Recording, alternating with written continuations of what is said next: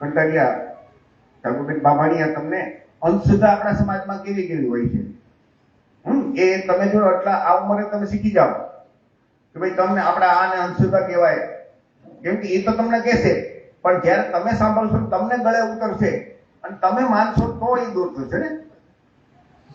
કોઈ તો કે આપણને કે અંધશ્રદ્ધા છે, પણ આપણને ખુદને સમજાવવું જોઈએ કે આને અંધશ્રદ્ધા કહેવાય કે ન કહેવાય. તો જે વસ્તુની સાબિતી હોય નહીં અને છતાં આપણે માનતા હોય તો સાબિતી વગરની બધી શ્રદ્ધાને અંધશ્રદ્ધા કહેવાય. જેની કોઈ સાબિતી જ ન હોય અને છતાં આપણે માન્ય રાખીએ. એમ કે ભાઈ તમે અહીંયા આટલું મને કોઈ માનો કે બ્રાહ્મણ આવીને કે ગોર આવીને આપણને એમ કે તમે મને પૈસા આપો અને તમને મને દાન આપો, દક્ષિણા આપો અને હું તમને સ્વર્ગ મળી જશે, તો આપણે એમ કહીને કોઈ પુરાવો છે? તો કે ના ના, કોઈ પુરાવો નથી, માની લેવાનું આપણે. તો સાબિતી વગરની શ્રદ્ધા નહીં રાખવાની. કોઈ પણ વસ્તુ તર્ક કરવાનો, માંગવાનું જો કે ભાઈ સાબિતી આપો. તમે એમ કહો કે હું અહીંયા આટલું દાન પેટીમાં આટલા પૈસા નાખું અને આટલા પૈસા આપું તો મને દક્ષિણામાં કંઈક પરિણામ મળશે. જો એવું થતું હોય તો તમારે બધાને ભણવાની શું જરૂર, મહેનત કરવાની શું જરૂર? બધાએ માનતા માની લો કે હું અહીંયા આટલી દાન દક્ષિણા આપીશ, મને ફર્સ્ટ ક્લાસ 70%, 80%, 90% મળી જાય, પાસ થઈ જાવ, એવું થાય છે?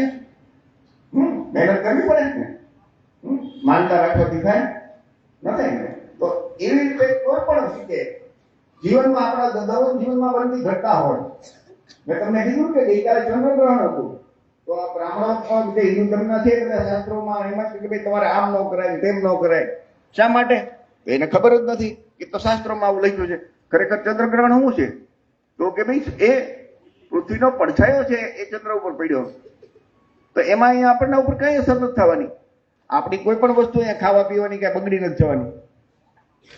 એક કુદરતી ઘટના છે, એને કઈ લાગે વાળું. હિન્દુ ધર્મમાં શાસ્ત્રોમાં એવું લખ્યું છે કે રાહુ અને કેતુ નામના બે રાક્ષસ છે, એ ચંદ્ર અને સૂર્યગ્રહણ વખતે સૂર્યને ખાઈ જાય, ચંદ્રગ્રહણ વખતે ચંદ્રને ખાઈ જાય.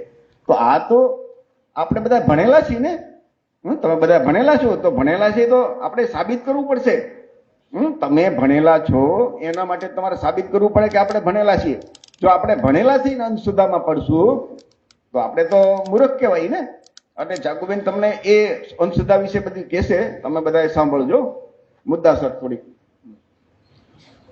હવે આમાંથી બધા બેઠેલા આપણા વિદ્યાર્થી મિત્રો તથા વાલીગણ, આપણે પરિવારની જેમ જ તે આ વસ્તુ છે કે પરિવારમાં બધા એકબીજાને વાતો કરતા હોય તો એમ હું તમને એક નવી વાત અથવા કોઈ કંઈ સાંભળેલી હશે તો તમે વાત જાણો, વિચારો, અને વિચાર પછી તમને યોગ્ય લાગે તો માનજો. બાકી કોઈની લાગણી દુભાવવાની કે કોઈને ના પરાણે તમે આમ જ કરો એવા માટે અમે અહીંયાથી કહેતા નથી. પણ તમે ખુદ વિચારો. ઘણી વખત એવું થાય છે કે આપણે જે કરીએ છીએ ને એ કોઈ દિવસ આપણે સ્વીકારતા નથી કે ના ના આપણે કરીએ છીએ. એ માટે મારે અમુક વસ્તુ કેવી છે.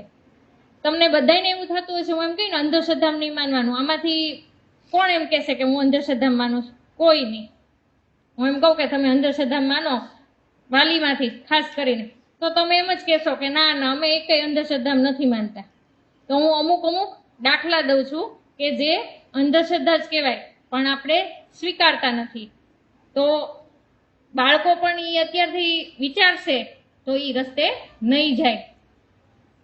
જેમ કે માનતા માનવી. પેલી, કોઈકને વાગ્યું, કોઈક પડ્યું, કોઈકને અત્યારે હાર્ટ એટેક આવે છે, બધાને ખાલી છાતીમાં પરસેવો વળવા માંડે ને આમ દુખાવો થવા માંડે ને કદાચ બાળક કઈ ભૂલથી એમ બોલી જાય ને 13 વર્ષનું કે મને મૂંઝારો થવા માંડ્યો છે મમ્મી, ત્યાં આપણે 2-3 માનતા કરી લીધી હોય. એને કદાચ મૂંઝારો એટલે થતો હોય કે સાયકલ લઈને આવ્યો હોય, ખાધું પીધું ન હોય, પાણી ન પીધું હોય, આરામ ન કર્યો હોય સવારનો, પણ આપણે એ બધા કારણો ગોત્યા વિના પેલી શું થઈ જાય, આપણા મનમાં માનતા થઈ જાય. થઈ જાય કે નથી થઈ જતી? 80% કરી જ નાખે છે, કોઈ સ્વીકારતું નથી. પછી થોડાક ટાઈમે બોલે કે મારે ફલાણી માનતા પૂરી કરવાની, ઢીકણી માનતા પૂરી કરવાની. અને ખરેખર જે અત્યારે હાર્ટ એટેકમાં બધા જોવો છો કે ગુજરી જાય છે, નાના બાળકોથી લઈને મોટા સુધી, તો ખરેખર હું એના ઘરના માનતા નહીં કરી હોય? એક સવાલ પૂછો તમારા મનને, કોઈ કે તો કરીએ છે ને, તો કેમ એ નો બચ્યા? આપણે જે જીવતો દાખલો છે ને એ જ લઈ હશે. મારે જૂનું નવું લેવું જ નથી, અત્યારનું હાલનું લેવું છે. તો કેમ એવી ન બચ્યા? એવી રીતે કોરોનામાં કેટલા બધાના ઘરના મૃત્યુ પામ્યા છે. કોરોના થયો ને ઘણાને 5 દિવસમાં, ઘણા 10 દિવસમાં, ઘણા 20 દિવસે હેરાન થઈને હોસ્પિટલમાં જગ્યા ન મળી. આ બધાને ખબર છે કોરોનાનું? કોરોના ખબર છે બધાને? નાનેથી મોટા બધાને બીક હતી કે નહીં? માસ્ક બાંધતા હતા આપણે? માસ્ક શું કરવા બાંધતા હતા? કોરોનાનો વાયરસ આપણા નાકમાં ગળી ન જાય, નાકમાં ગળે અને ફેફસામાં ગળીને આપણને ઇન્ફેક્શન ન કરે એટલે આપણે માસ્ક બાંધતા હતા. તો આપણે ખાલી માતાજીની માનતા રાખી દીધી હોત તો કે કોરોના કાંઈ નહીં કરે? કરી કોઈએ? કારણ કે બધાને ખબર હતી કે આમાં તો મંદિર નહીં બંધ થવું પડ્યું હતું. હતા મંદિર બંધ? હતા. એ તો બધાએ જોયું છે કે મંદિર નહીં બંધ થવું પડ્યું હતું. તમે બધા માનતાની વાત કરો ને તો જે મંદિરના પૂજારી હતા ને એને એટલી બીક લાગતી હતી, અને મંદિરના પૂજારી મરી ગયા છે તો જે ભગવાનની સાક્ષાત પૂજા અર્ચના કરતું હતું દિવસ રાત, એના તે ચરણમાં પડ્યું રહેતું હતું, અને ખરેખર એને કોઈ દિવસ ખોટું કામ ન કર્યું હોય તો એને શેની પીવાની જરૂર હતી? અમુક તો ભગવાનને માસ્ક બાંધ્યા હતા. એવું યુટ્યુબમાં દેખાડે કે ફલાણા ભગવાનને કોરોના વાયરસ લાગી ગયો છે. તો કોઈ દી મૂર્તિને વાયરસ લાગે? કોરોના થાય? સાચું કે ખોટું? હવે તમને આપણને હસવું આવે કે આ વસ્તુ કેમ આવી કરી, પણ આપણે એને સ્વીકારતા નથી કે આપણે તેવા આ બધી અંધશ્રદ્ધા જ કહેવાય. નાની હોય કે મોટી હોય, અંધશ્રદ્ધા એ અંધશ્રદ્ધા જ કહેવાય. તમને અત્યારે હું એમ કહું કે અહીંયા કોરોના દેવી છે, તમે એની પૂજા કરો. કરો તમે પૂજા? ન કરો. શું કરવા? કારણ કે તમને લોકોને ખબર છે કે કોરોના એક રોગ હતો. તો એવી રીતે આપણે શીતળા સાતમ આઠમ બધાને ખબર છે ને? હા, સાતમ આઠમમાં તો મેળો કરવા જવાનું બધાને ખબર હોય. તો શીતળા છે ને, શીતળા માતા નથી કોઈ, શીતળા નામનો રોગ છે. શું છે? જે વર્ષો પહેલા થયેલો, ત્યારે બાળકો ને ઘણા બધા લોકો મૃત્યુ પામ્યા હતા. આ કોરોનામાં કેમ બધા મરી જતા હતા, એવું જ ત્યારે શીતળાના રોગ વખતે થયેલું. અને શીતળાની તો રસી પણ શોધાણી છે. કોરોનામાં કેમ બધાએ રસી લીધી, વેક્સિન લીધી, 2 ડોઝ ને 1 ડોઝ ને. બેનો ખાસ યાદ રાખજો, કારણ કે બેનો જ નથી માનતા હોતા. ભાઈઓ તો બધા ગરમય ખાઈ લે છે, પણ બેનો એમ કે નહીં, શીતળા સાતમ તો પાળવી જ જોઈએ, આપણા છોકરાની રક્ષા કરે. પણ છોકરાની રક્ષા કરે, પણ તમે જાણો કે એકચ્યુઅલી શું છે? શીતળા નામનો રોગ છે. અત્યારે તમે ગૂગલમાં સર્ચ કરશો ને તો તમને એ રોગ જ બતાવશે. આ પછી માતાજીના ફોટા તો હું ગમે કરી શકું, 3 હાથવાળા 4 હાથવાળા ગમે કરી શકું. ઈ તો ચિત્ર દોરે તો આ છોકરી 10 હાથ કરી નાખે, તો એ ગમે થઈ શકે. પણ ખરેખર કોઈએ જોયા છે લાઈવ કોરોના વાયરસ? કોને અહીંયા બહાર ઉડતો જોયો છે? બોલો, જોયો છે? એવી રીતે શીતળા તે રોગ હતો જેની રસી શોધાણી છે. એ વૈજ્ઞાનિકે કેટલી મહેનત કરી ત્યારે રસી શોધી છે. તોય આપણો દેશ હજી શીતળા સાતમના નામે હજી એને પૂજે જ છે. આટલો ફરક છે. પછી એમ કે અમેરિકા આગળ નીકળી ગયું ને આપણે પાછળ છીએ. પણ આપણે આગળ વિચારવું જ નથી, આપણી પેઢીને વિચારવા નથી દેવું. બસ આપણે દોરા ધાગા, તો કે પેલો આ મંદિરે ગયા આનો દોરો બાંધો, ઓલા મંદિરે ગયા આ દોરો બાંધો. નજર લાગી ગઈ એટલે નજર ન લાગે એનો દોરો બાંધો. તો ખરેખર કોઈને કોઈની નજર લાગે? લાગતી હોય ને તો ઐશ્વર્યા રાયને લાગવી જોઈએ, આલિયા ભટ્ટને લાગવી જોઈએ, શાહરુખ ખાનને લાગવી જોઈએ, સલમાન ખાનને લાગવી જોઈએ. લાગે છે કોઈ દી સાંભળ્યું? તમે એમ કહો કે આજ તો તું બહુ સરસ તૈયાર થઈ, આજ તો તું બહુ સરસ લાગે, તને નજર લાગી જશે, લે કાળો દોરો બાંધી દો, કાળું ટીકલું કરી દઈએ, આંજણ આંજી લેજે. તો આ બધા ફિલ્મ સ્ટારો છે, ક્રિકેટર છે, ધોની છે, તો ધોનીને બિચારો ક્રિકેટ જ રમવો ન જોવે, એની ઉપર તો બધાની નજર હોય. તોય ધોની રમે છે ને, એને દોરા બાંધવા નથી જવું પડતું. એટલે તમે વિચાર કરો કે આપણે કઈ રીતે વિચાર કરીએ છીએ, દોરા ધાગામાં માનીએ છીએ. આ નજરનો દોરો, ઓલો નજરનો, માંદા પડે એટલે આપણે પેલી નજર ઉતારવાની. નજરનો દોરો આવ્યો, કે હવે નો બાંધો તો હાલશે, કઈ બહુ તડકો નથી, જાવ દે, વાંધો નહીં, ચાલશે. આ બાજુ બધા ધ્યાન. નજર ઉતારવી. આમાંથી કેટલાની નજર ઉતારેલી છે? સરસ. આ સાચી વસ્તુ કહેવાય. છોકરા સ્વીકારે છે એ બહુ સારી વસ્તુ છે. જે આપણે કરતા હોય ને એ સ્વીકારવું જોઈએ. હાથ નીચે. તો નજર શું કરવા ઉતારે? તમે બીમાર પડ્યા હોય તો ઉતારે ને, કે હાજો જ નથી થતો એટલે નજર ઉતારવી પડશે. તો ઓલો લોટો લઈને પછી આમાં કેટલી વખત 7 વખત ઉમરા ઉપર રાખીને ફેરવે અને પછી ઊંધું મૂકી દે. તો વગર નજર ઉતારે કે તમે લોટો લેશો ને એની ઉપર કપડું ટાઈટ બાંધશો ને અને તમે ઉલટાવશો ને એને તો પાણી નહીં જ પડે વગર નજરે. આપણે એક વખત લાઈવ પ્રોગ્રામ કરશું હજી આવું બધો, કે તમને સમજણ પડે કે ખરેખર સાયન્ટિફિક રીઝન શું છે એનું. એટલે નજર ઉતારવાથી ન થાય. શરદી થઈ હોય ને તો 5-6 દિવસ રહે. તાવ થયો હોય તો અઠવાડિયું રહે. કમળો થયો હોય તો મહિનો રહે. ટાઈફોઈડ થયો હોય તો 15 દિવસ રહે. આ બધા રોગ છે. તમારે ભણવામાં બધું આવશે. બધા રોગ જ છે. અને રોગ માટે જો તમે નજર ઉતારતા હોય તો આ ડોક્ટરે દવાખાના બંધ કરી દેવા જોઈએ. બધાય નજર જ ઉતારવી જોઈએ અને બધાય માનતા કરી નાખવી જોઈએ. સાચું કે ખોટું? માનતા કરવાથી મટી જવાનું છે, નજર ઉતારવાથી મટી જવાનું છે? હા કે ના? ના. હવે સમજો છો ને? એટલે તમે તો ઠીક છે, તમારા મમ્મી પપ્પા કરતા હોય ને તોય તમારે એમ કહેવાનું, ના મમ્મી હું હળદર વાળું દૂધ પી લઈશ, નાશ લઈ લઈશ તો મને સારું થશે, હું એવું બધું કરીશ. તમે કયો ઈ ખાઈશ, મગ ખાઈશ, સાદું ખાઈશ, આવું બધું વિચારવાનું. હવે હમણે છેલ્લે ગણપતિ ઉત્સવ ગયો હતો. આમાંથી કોણ કોણ ગયું હતું ગણપતિ ઉત્સવમાં? વાહ, સરસ. બધા છોકરા લગભગ તો જાતા જ હશે. તમને હાથ એટલે ઊંચા કરાવું કે તમને ખબર પડે ને કે તમે જાઓ છો. તો ગણપતિ ઉત્સવમાં શું કરવાનું? તો કે 10 દિવસ હોય કે 8 દિવસ? કેટલા દિવસ હોય? હે, 11 દિવસ. જો છોકરાઓ જાતા હોય ને વધારે ખબર હોય. હું જાવ નહીં ને એટલે ખબર ન હોય. 11 દિવસ ગણપતિ વિસર્જન ઉત્સવ હોય. એમાં શું કરવાનું? તો કે રોજ અલગ અલગ પ્રોગ્રામ હોય. કોઈક દિવસ રોજ જમવાનું હોય, કોઈક દિવસ કઈક ને કઈક ફંક્શન હોય.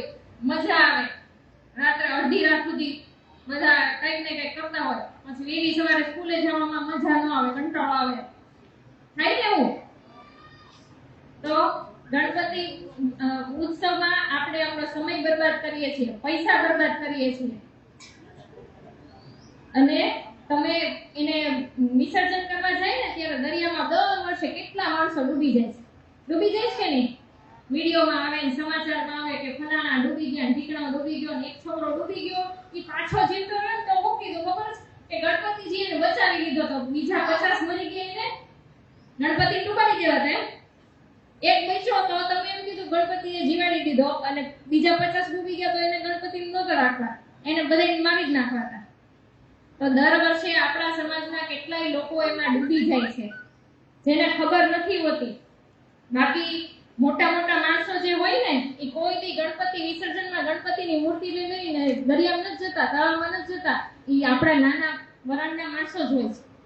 બાકી ઉજળિયાત માણસો તો ત્યાં ફોટો સેશન કરીને વયા જાય છે. અને આપણા લોકો દિવસ રાત સમય બગાડે છે. સૌથી વધારે કિંમત કઈ છે? સમયની.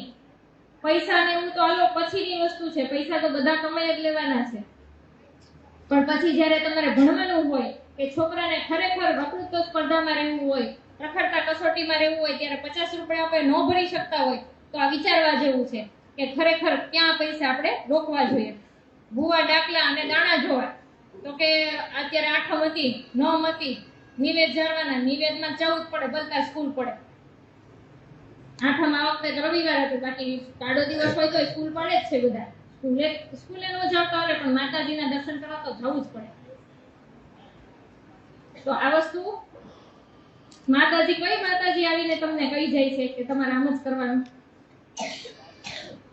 અને ખરેખર જે ધૂણતા હોય તો ધૂણવું ઈ આપણી બધા માણસ ન ધૂણતા હોય, અમુક જ તે માણસ ધૂણતા હોય તો ઈ માનસિક રીતે જે માણસ નબળું હોય ને ઈ જ ધૂણતું હોય.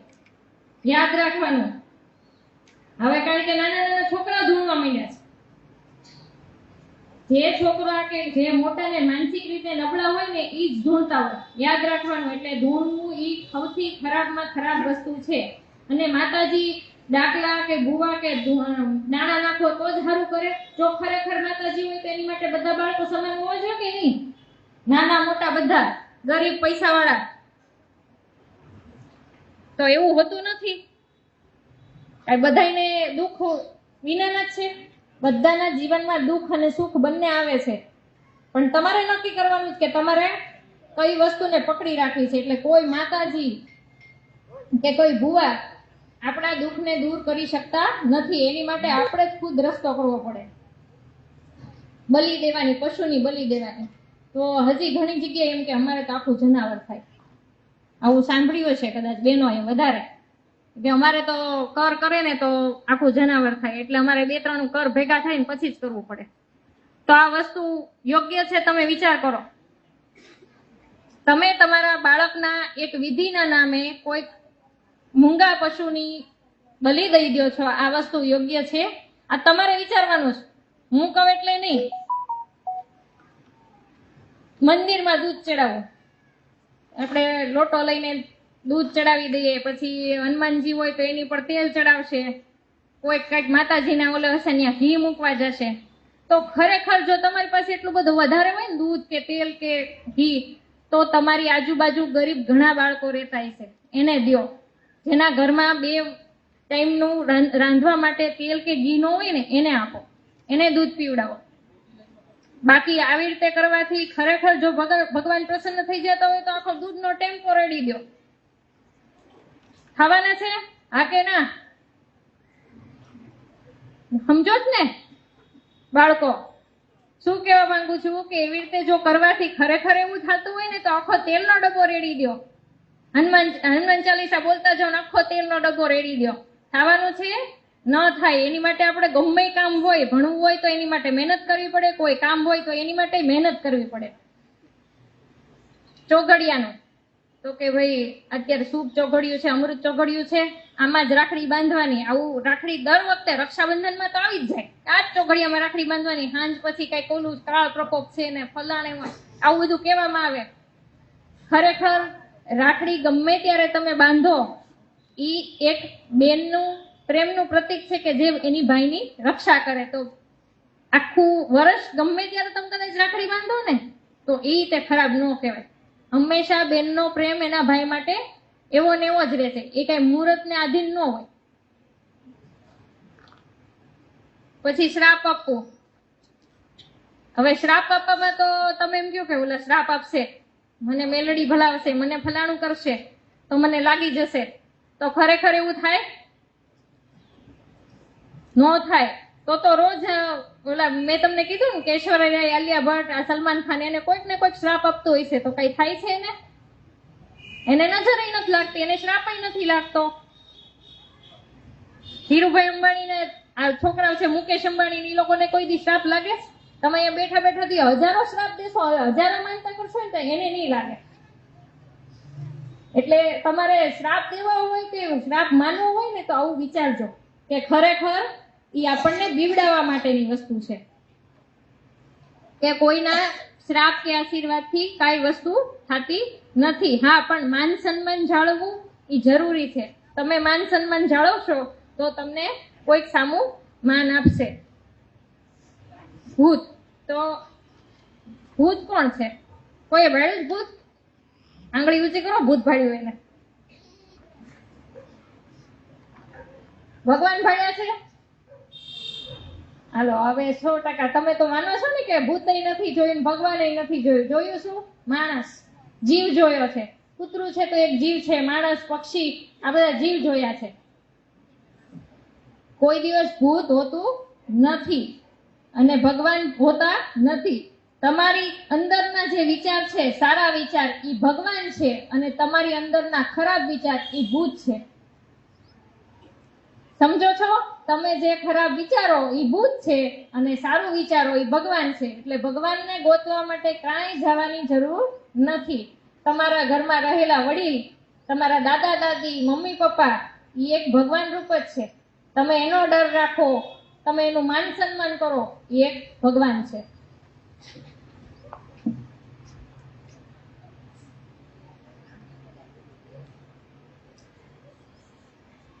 હવે તમે હનુમાનજીનું વાત કરો તો વાનર છે, વાનરને તો તમે જોયો છે. વાનર હોય તો એને કેવું હોય, પૂંછડી વાળું. તો હનુમાનજી કેવા હતા? એનું મોઢું વાનર જેવું હતું કે નહીં? તો તમને લાગે છે કે શું ઈ સૂરજ ગળી શકે? આવું બતાવ્યું હતું કે ભાઈ હનુમાનજી સૂરજ ગળી ગયા. સૂરજ કોઈ ગળી શકે?